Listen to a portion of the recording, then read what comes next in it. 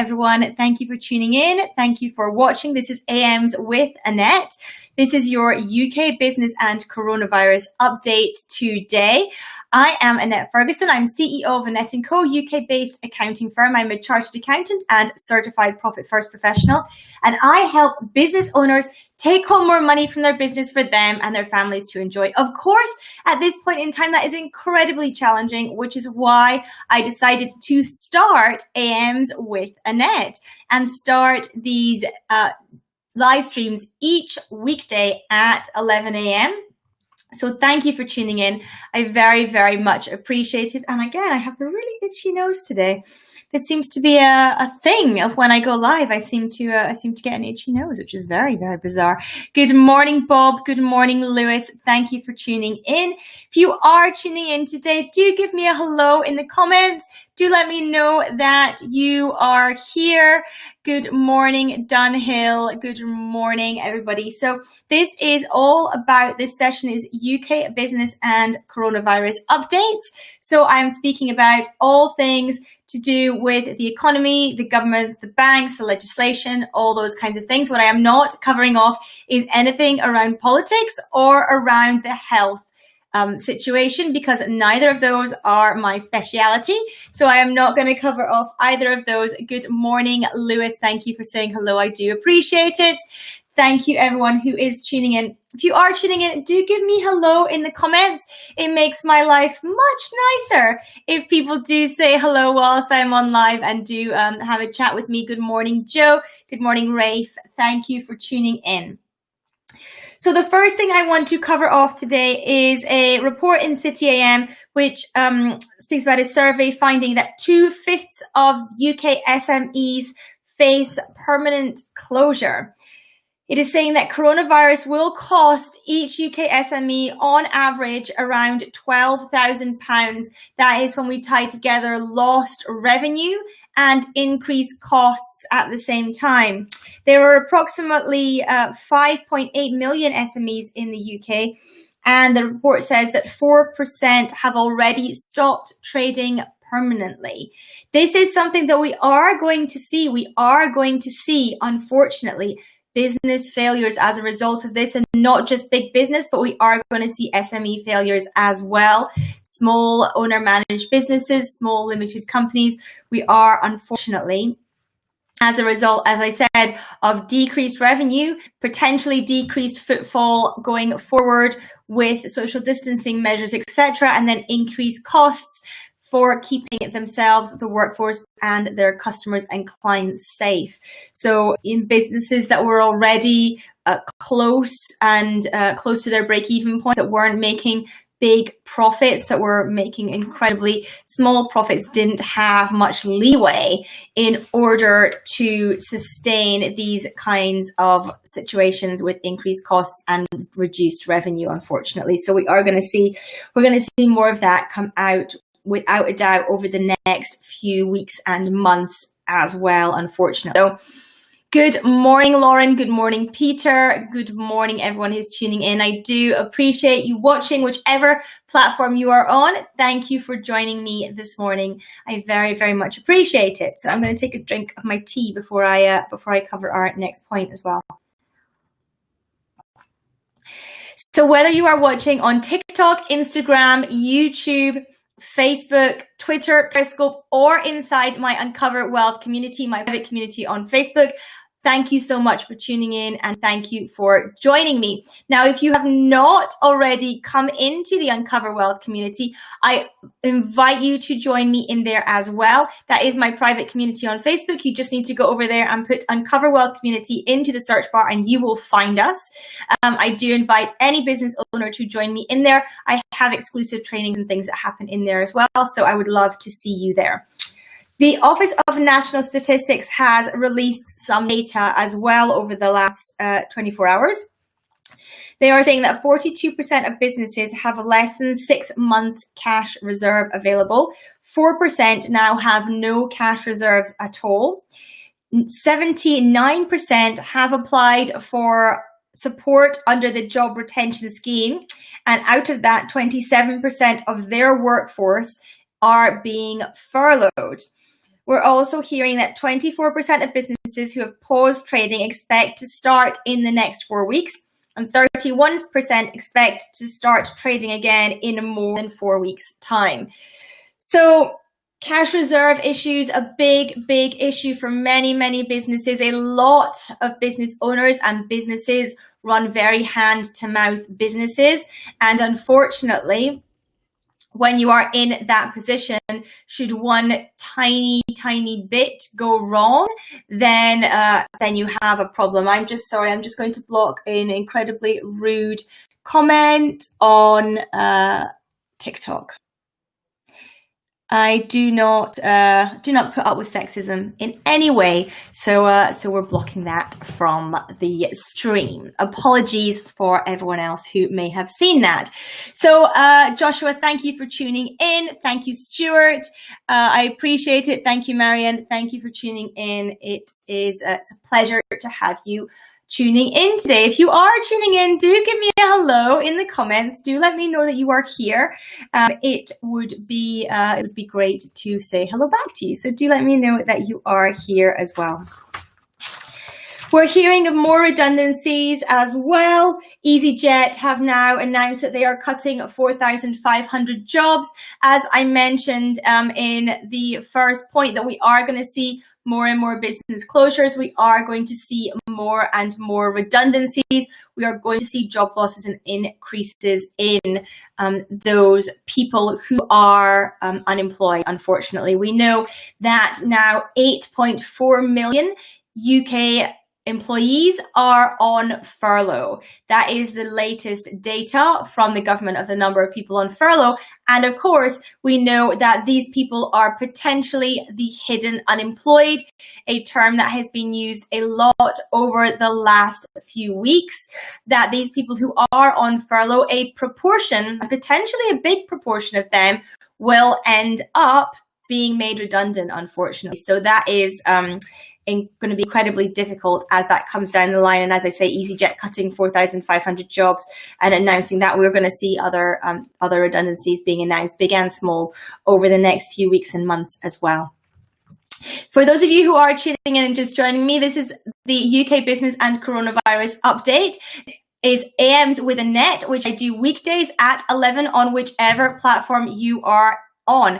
I speak about all things the economy, the government, the support, UK business in general. I am Annette Ferguson. I am CEO of Annette & Co, UK-based accounting firm. I am a chartered accountant and certified Profit First professional. I do not discuss anything around the medical aspects, and I do not discuss anything around politics either. So that is what we are speaking about today. Andrew Bailey, the government of the Bank of England, has warned again that Britain's recovery from the COVID-19 slump will be tougher than anticipated, and signalled that a fresh wave of money creation will be needed to support the battered economy. Andrew Bailey initially relatively positive about recessionary period and how long it might last, but is now very much saying that it is not going to be pleasant in any way, that it will be very challenging for most people. And of course, discussing as well the potential of negative interest rates in this country, something which we haven't seen here. Other countries, of course, have successfully used negative interest rates, but in the UK, that has not been something that has been done to date. Good morning, Saeed. Good morning, Karen. Good morning, Amin. Good morning, Harry. Thank you, everyone, for joining me. I do very much appreciate it. So the Chancellor plans to wind down the self-employed scheme ahead of the scheduled October end date for the furlough programme, in spite of government pledges that there would be parity between the two groups during the crisis. We have heard the Chancellor allude to this a number of times over the last week since he announced the extension to the furlough scheme, the job retention scheme. He has started saying, well, there are different schemes with different purposes. The purpose of the job retention scheme is to avoid redundancies. The purpose of the self-employed scheme was to support self-employed people's income whilst they potentially couldn't work. So different aims from those two schemes, and the Chancellor has basically said that there is no intention to extend the self-employed scheme, particularly with the UK going back to work. Mike Cherry, the chair of the Federation of Small Businesses, has said a big proportion of our 5 million strong self-employed community now face a total income cliff edge in a matter of days. Many work in sectors which will be impacted for many more weeks: hairdressers, event planners, personal trainers, etc.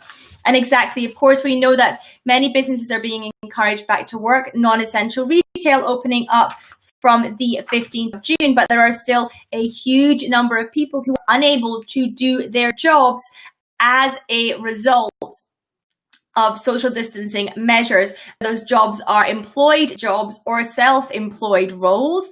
They are still unable to do them, and maybe for some time to come. So that's going to cause an issue for a number of self-employed people there, unfortunately. Oh, and I've got a really itchy nose again. I wonder why that happens every time I'm live. It must be some strange thing. So any questions, do let me know in the comments. If you have any questions around UK business and coronavirus, I'm happy to answer those as well. I am also going to be back live again for strategic chats later today. That is, of course, my session on Thursdays at 3 p.m. So on my strategic chats session, if you want to register to ask a question, then head over to annetteandco.co.uk/strategic chats, and you will be able to register. You can come on Zoom and ask me any questions that you might have about your business. So anything that is relating to your strategy or your financial strategy, the direction you take right now, anything at all, then you are able to ask me on those. That by registering there, you will be sent a link to a Zoom call, and you can come onto the Zoom call and we can have a chat about your business and discuss that face to face. That session is streamed out on social media, so you can tune in and catch up there and watch the strategic chat session on whatever platform you are tuning in on. But like I say, if you want to ask a question in that, do make sure that you register so that you can come on Zoom and you can have a chat with me and ask anything about your business at all, whether that is, as I say, strategy, financial strategy, marketing, sales, team, whatever that might be. Then feel free to please do come on and check that out as well. And like I say, we're streaming that to social media, so if you don't have a question and you just want to tune in to watch and see what other people's questions are, then please do tune in at 3 p.m. today. The retail sector is the UK's largest private sector employee, and of course non-essential retailers are going to be able to open from the 15th of June, but there is a big question around how many retailers will actually manage to come out of this enforced hibernation that they have been put in trouble before this crisis set in. They had worsening Christmas sales, a huge number of them in favor of online sales.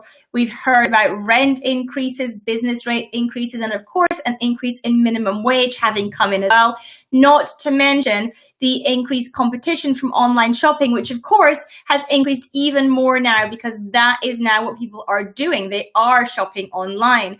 Many retailers had big cash squeezes already before this situation, and therefore the question is how many will actually be opening their doors, how many will actually be able to continue trading, because not only have they got these issues, they also have issues of having to spend money on getting social distancing measures in place, signage, screens, all those kinds of things. They have to also have a less footfall than they may do on an average day because people will be queuing, perhaps only allowed in one at a time, maybe a few people at a time, depending on the size of the unit.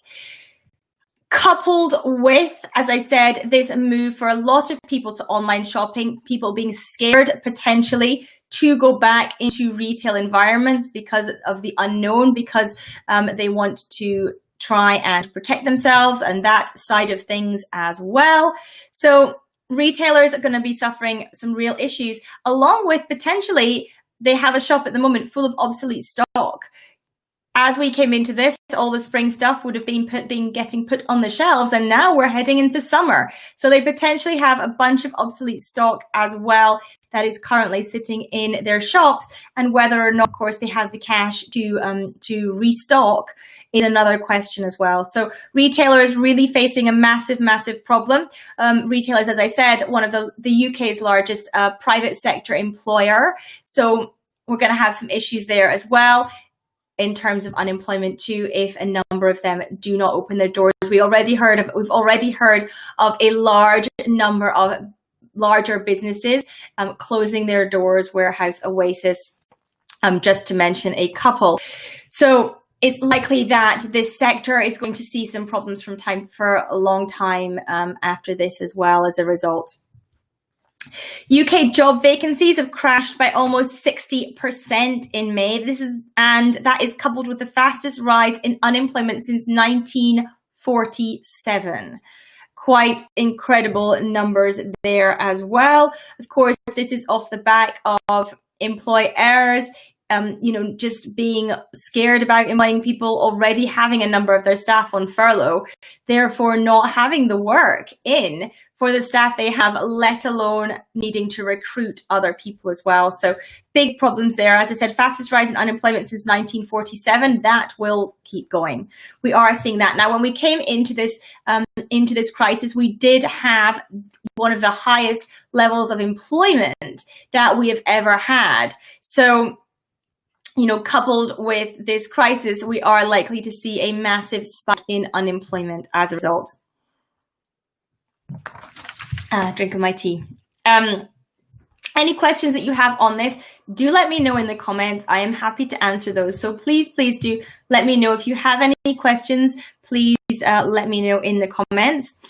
Under the track and trace system that was announced by the government, Matt Hancock has said, and he is the health secretary, he has said that employers should pay the wages of any staff told to self-isolate. So he is saying that it's up to employers to pay the staff wages if your staff are told to self-isolate under track and trace. It's going to be a really big problem for a number of employers because they're going to have staff off for 14 days and they're expected to pay their wages. Now, he also went on to say that it is the equivalent of being ill. So surely that would mean that statutory sick pay was what is payable and not full wages. So we need to get some clarity from the health secretary on what the requirements are of employers when their employees are told to self-isolate as a result of track and trace. Because in one session, he said that the responsibility lies on employers to pay wages. And he also said it's as if the employee is ill. So both of those things aren't the same thing. So we need to get much more clarity on what is actually expected on that. So I will give you an update as and when I know on that situation as to what is actually the case, which one of these two different things that Matt Hancock has said in the same briefing actually applies in reality. So any questions, do let me know in the comments. I'm just going to scroll through the comments on each of our channels just to make sure that I have picked up anything that anyone has said. Dina, thank you for tuning in. I do appreciate it. Thank you, Paula. Thank you, Moss. Thank you, Dambara. Thank you for tuning in.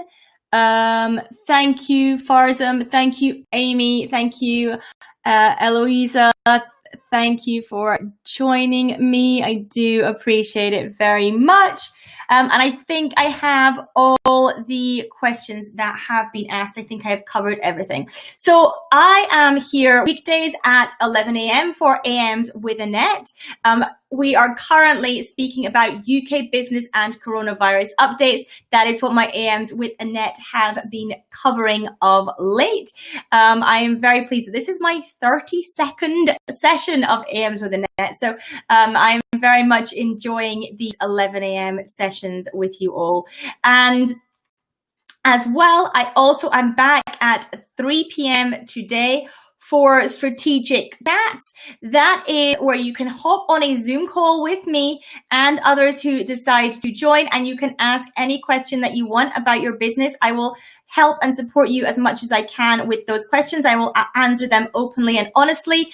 It can be anything around strategy, around financial strategy, around finances, around sales, marketing, team, whatever it is you want to ask about your business and you want my opinion on, then do come on to Strategic Chats. Just go to annetteandco.co.uk/strategic chats to join me. Also, if you are on TikTok or Instagram, the link is in the description to my bio, so you can select there, go to Strategic Chats and register.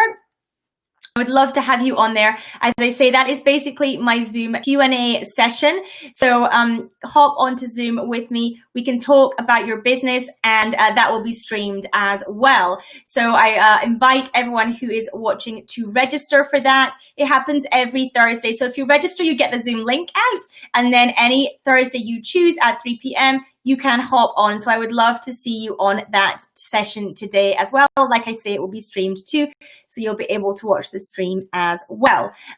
Thank you for joining me today. Thank you for tuning in. I do appreciate your time. I know it's incredibly precious, so I hope you've got value from today's session. If you're not already in the Uncover Wealth community, I invite you to join me inside there. That is my private community on Facebook, and I would love to see you in there as well. So thanks again, everyone, for tuning in. I hope you have a wonderful rest of your day, and we'll speak really soon.